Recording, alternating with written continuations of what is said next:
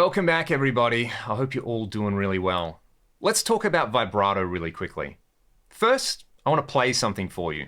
Pay attention to a particular property about my vibrato here, and we'll come back and talk about it.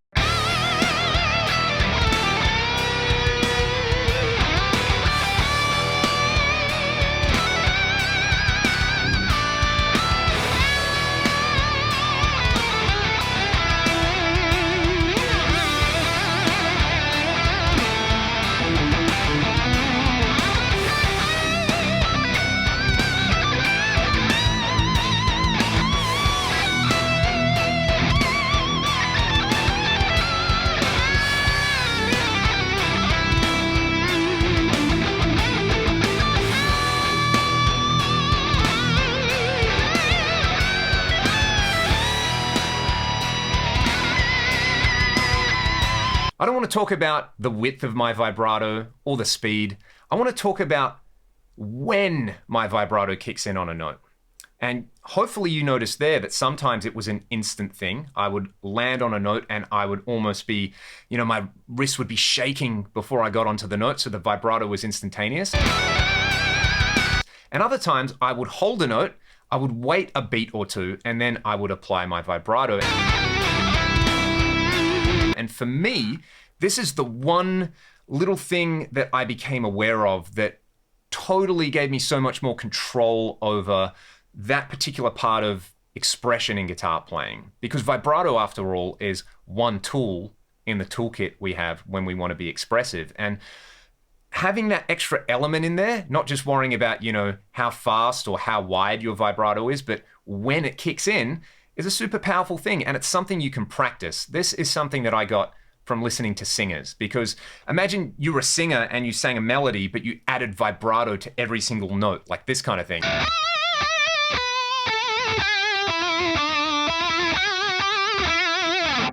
In fact, I'm sure you've heard people sing like that at your local open mic night.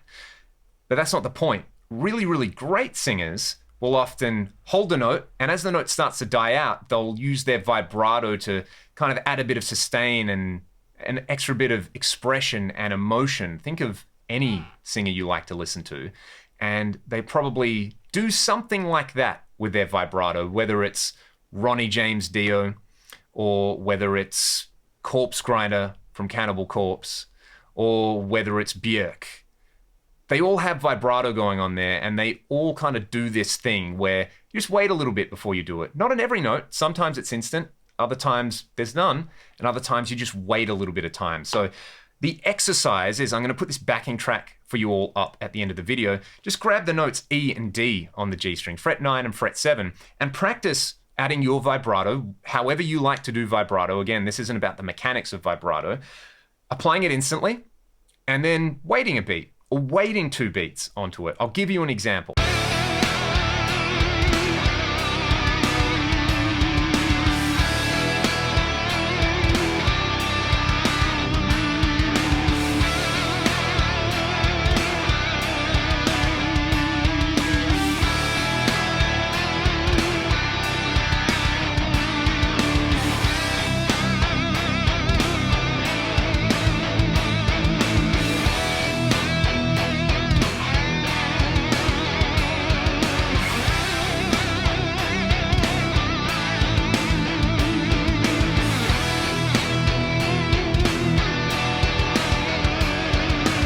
And that's it. Practice this every day if you can. You can use this backing track. It's in E minor.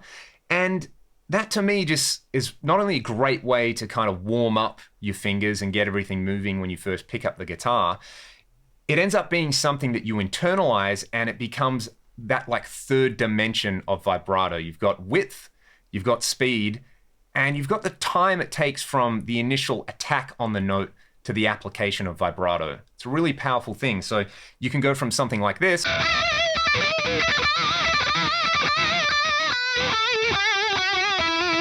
to something like this.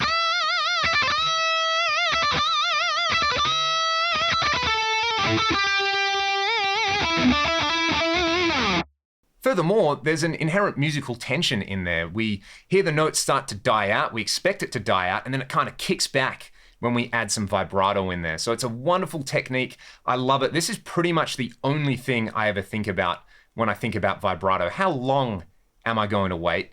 And how am I going to use it for an emotional effect? So without further ado, I'll put the backing track up for you all. It's in E minor. Have some fun with this. Enjoy, practice your vibrato, wash your hands. I'll see you next time.